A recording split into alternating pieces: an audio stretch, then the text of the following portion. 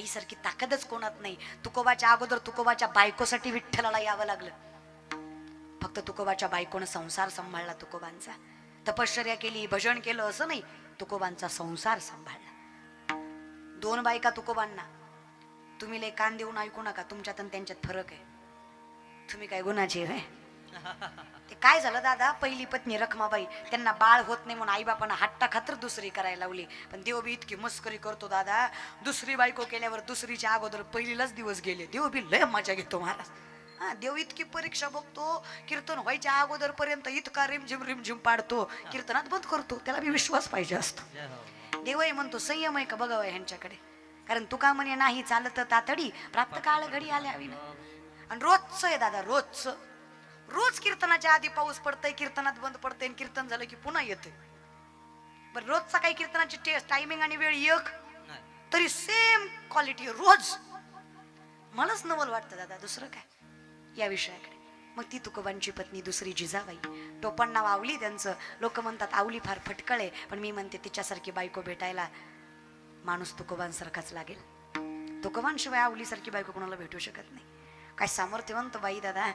अहो, इतक्या श्रीमंत घरची पोरगी, पण नवऱ्याच्या घरी फाटक्या लोगड्यावर संसार करायची. पुण्याचं सासर तुकोबारायांचं, गोळवे सावकाराची पोरगी तुकोबारायची बायको आवली. 3600 एकर ऊस होता तिच्या वडिलांचा पुणे जिल्ह्यात. इगतपुरीच्या डोंगरात नाही, जागेला किंमत आहे ना दादा. 3600 एकर, 1.25 एकर ऊस आपला. तरी देवाच्या असा पाया पडतो. पेटल ती सुद्धा, भजन करीत जा. लय अहंकार नसतो करायचा. आपण अशी आपण मानती महंत पण फुगती असाधारण गर्वे येणे. स्वतःला महंत मानणारी माणसं यांना देव कळणार तरी कसं आहे तुम्हाला? आम्हाला कळतच नाही बाबा या विषयाकडे. एवढी श्रीमंत घरची 1425 माणसं एका दिवशी जिच्या बापाच्या हाताखाली ती नवऱ्याच्या घरी फाटक्या लुगड्यावर संसार करायचे. काय मोठं मन असेल त्या बाईचं. कसा देव येणार नाही एवढं चांगलं हृदय असल्यावर, असा संसार सांभाळल्यावर. परमार्थ करायची गरज नाही माय आपल्याला. आपण नुसता संसार अगतिकपणे सांभाळावा. जगाचा बाप आपल्या संसाराची राखणदारी करतो, एवढी ताकद बाईच्या संसारात सुद्धा आहे. काही लागत नाही ग माय. तुकोबांना भाकरी दिल्याशिवाय भाकरी खात नव्हत्या.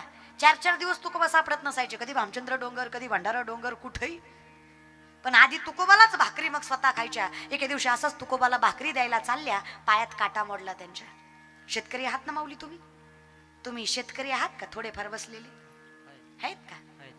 तुम्ही आहेत का? शेतकऱ्याचं मरू द्या महाराज, तुम्हीच असल्यासारखे दिसना म्हणून विचारलं. शेतकरी आहे का तुम्ही प्राऊड फार्मर शेतकरी आहात? कौतुकाने सांगा शेतकरी आहात हे सांगायला कधी लाजायचं नाही दादा. आयुष्याचा जुगार खेळून मातीमधनं सोनं पिकवायची ताकद ज्याच्या मनगटात आहे, ज्याच्या घरात कधीच लाचारीचा, भ्रष्टाचाराचा, तळतळाटाचा पैसा येत नाही, त्याला शेतकऱ्याची औलाद म्हणायचं, कौतुकानंच सांगायचं शेतकरी आहे दादा. हे झालं इमोशनली. प्रॅक्टिकली विचार करा. आर्मीत भरती होणारी पोरं शेतकऱ्याची का जागीरदाराची? शेतकऱ्याची. वारकरी संप्रदायात स्वतःचं तारुण्य पणाला लावणारी पोरं शेतकऱ्याची का जागीरदाराची? शेतकऱ्याची. आणि वृद्धाश्रमात मायबाप मात्र जागीरदाराचे. ते कुत्र्याचं नाक पुसतं, बापाचं नको वाटतं त्याला. तसे आम्ही जागीरदार आहे ना, आम्ही बाप फाटक्या धोत्रात सांभाळू, पण बापाला बापाच्याच घरात सांभाळू. एवढे चांगले संस्कार आमच्यावरही येत दादा. शेतकरी आहे तुम्ही. शेतकऱ्याच्या पायात काटा मोडला, काही नवल आहे? नवल आहे का? मोडतोच. शेतकऱ्याच्या पायी काटा मोडला. शेतकरी काटा बघायला पाणी नसेल तर काय लावतो? लाजू नका, सगळे थुकाच लावतात. इथे काय फार हायजीन मेंटेन करायचं नसतं, थुकाच लावायचं असतं. मला खरं सांगा, एका थुक्यात काटा दिसतो, 2-4 वेळा तरी लावावं लागतं. माय काटा मोडला जिजाबाईला, त्रास झाला पंढरीच्या आईला. तयाचा हरिक जो सत्य आहे ना, देव त्याच्या पाठीमागे असतो. तिच्यासारखी माय आहे कोण सांगा बरं? ते जुनं भजन आहे बघा. लेकरांची सेवा केली सतुआई, लेकरांची सेवा केली सतुआई. कस पांग फेडू कस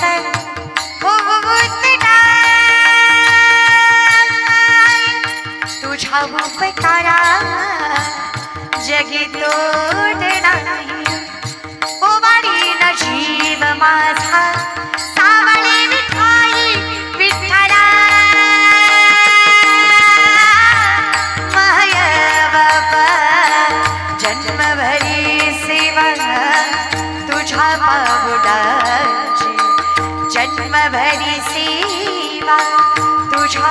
राहुलाची माऊलीत मूर्ती विठ्ठलाची विठ्ठला माय बाबा विठू माऊली तू माऊली जगाची विठू माऊली तू माऊली जगाची माऊलीत मूर्ती विठ्ठलाची माऊलीत मूर्ती विठ्ठलाची माऊलीत मूर्ती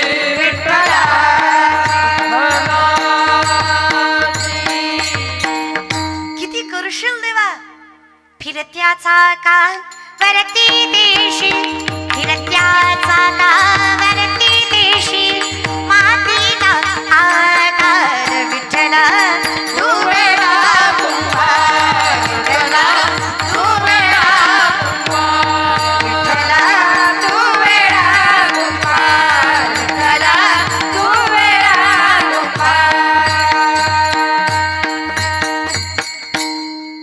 किती करशील रे देवा आम्हाला एवढंच करायचंय हरिमुखे तू राखतोयस पण आम्हाला तुमच्याकडे यायचंय फक्त पाऊली चालती म्हणा माय मावल्या पाऊली चालती राहिली दोन चार अगं येत असेल म्हणायला तर देवाच्या दारात म्हणायला लाजू नका आणि अख्ख्या संसारात एवढं येत नसेल म्हणायला तर जरा कळलं तिला कळलं महारासारखा पाऊली चालती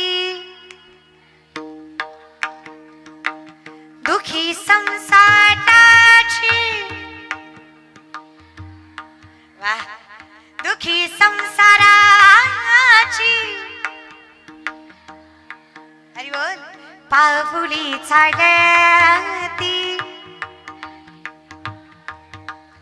यमुनेच्या तीरी काल पाहिला हरी कान्हा वाजवितो बासरी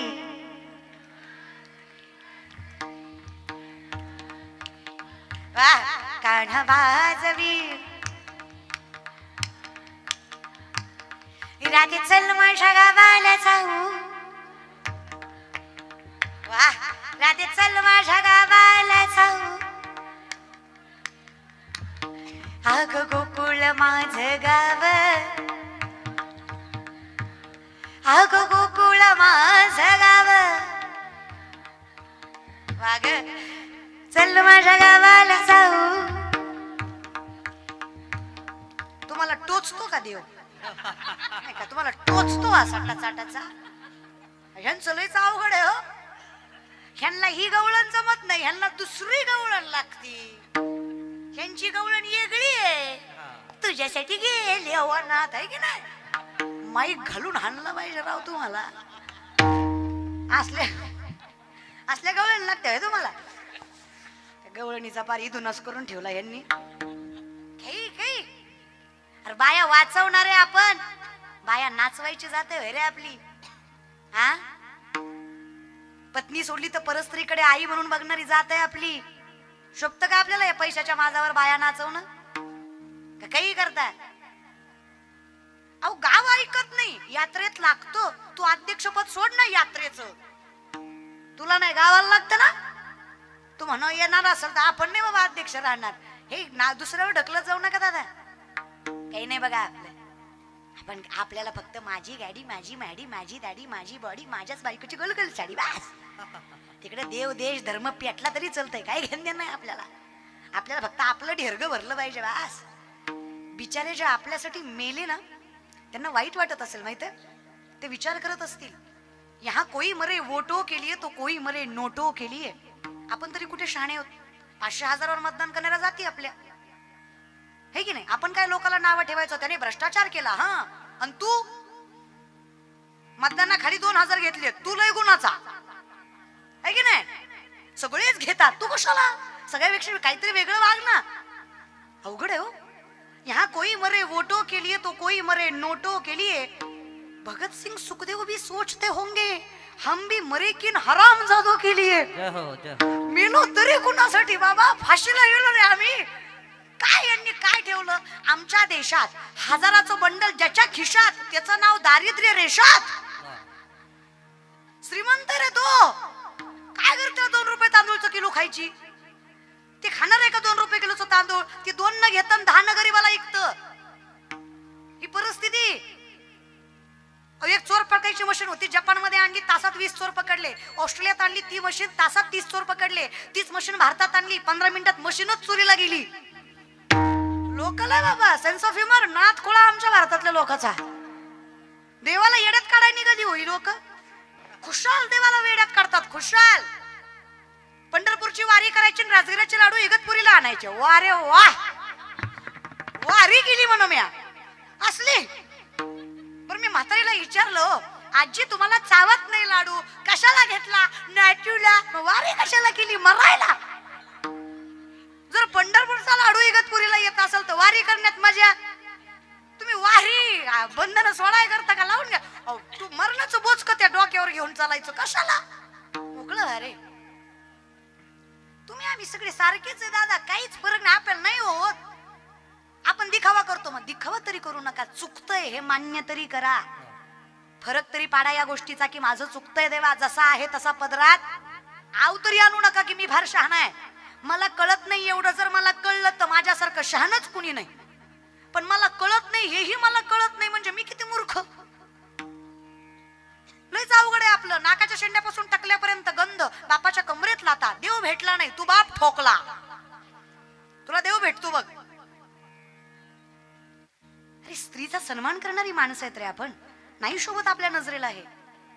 शाहिस्तखानाच्या लाल महाला चालल्यात. शाहिस्तखानाच्या बहिणीची पोरगी भीतीने कुठेतरी लपली. शाहिस्तखानाची बायको पळत पळत आली. जहापणा जहापणा मुझे लगता है शिवा के मावलों ने बदले की आग में लड़की उठा ली. शाहिस्तखान शत्रू है पण बायकोला सांगतो बेगम जबान को लगाम दे. शिवा के मावले है वो, ऐसी उनकी परवरिश नहीं कि औरत की तरफ गंदी नजर डाले. औरत जात की इज्जत करने वाले लोग है वो, बेटी नहीं उठाते. बायकोला कौतुक वाटलं.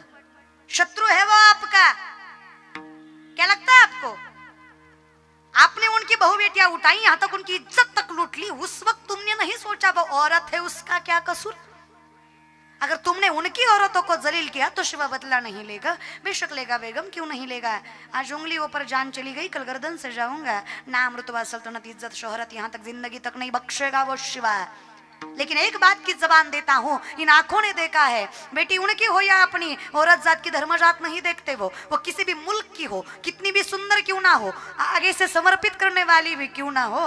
बेगम बेटी शत्रु की भी क्यों ना हो, वो शत्रुता बच्चे और औरतों पे नहीं दिखाते. बेटी किसी की भी हो, वो उस बेटी को देवी की तरह पूजते हैं. ऐसे हिंदू है वो, औरत जात का सम्मान करते हैं. दादा शत्रूलाही विश्वास वाटावा असं चारित्र्य ज्या राजाचं, त्याचे वारसदार आहेत आपण. आपल्या नजरेत तेवढंच पावित्र्य, तेवढीच प्रखरता, तेवढंच सामर्थ्य हवं तर माणूस आहेत आपण. तुकोबांनी नाव घेताना आधी बाईचं घेतलं. धन्य माता, मग पिता, कुळी कन्या, मग पुत्र. काहीतरी तथ्य असेलच की. सुरुवात तिच्यापासून आहे आणि शेवट करायची ताकद तिच्यात आहे. आदिशक्ती गौरी ही तीच आणि महाशक्ती कालिका ही तीच. आई लक्ष्मी ही तीच आणि आई चंडिका ही तीच. ताकद आहे रे बाईत. मग काय, काटा जिजाबाईला रुतला, त्रास पांडुरंगाला झाला. लक्षात आहे ना. फिरत जा पण येत जा. एसटी चहा पाण्याला थांबत असती, गाव येऊस तर सोडायची नसती. पांडुरंग म्हटले जिजा काटा बघू द्या. विठ्ठला काटा रुतला हे कळतं आम्हाला, पण कसं सांगू तुम्हाला, माझ्या पायातल्या काट्यापेक्षा माझ्या नवऱ्याला लागलेली भूक जास्त महत्वाची वाटते मला. आधी ती भागवते मग येते दर्शनाला. विठ्ठल जाग्यावर थांबवला का तर नवऱ्याची भूक भागवायची. देव तरी कुठे जाईल जिने नवऱ्यावर एवढा जीव लावला. देव तिला सोडून जाईल तरी कुठे. विठ्ठल जाग्यावर आहे, साधा नाहीये बरं तो. त्याचं दर्शन व्हावं म्हणून ऋषी मुनी तपस्वी हजारो लाखो वर्ष झाडाला उलटी टांगून जरी तपश्चर्या केली तरी माझा देव भेटेलच ही शंका. असा अशक्य असणारा माझा विठ्ठल ह्या जिजाबाईसाठी थांबला. जिजाबाई भाकरी देऊन आल्या. विठ्ठल जाग्यावरच. देवा गेला नाही.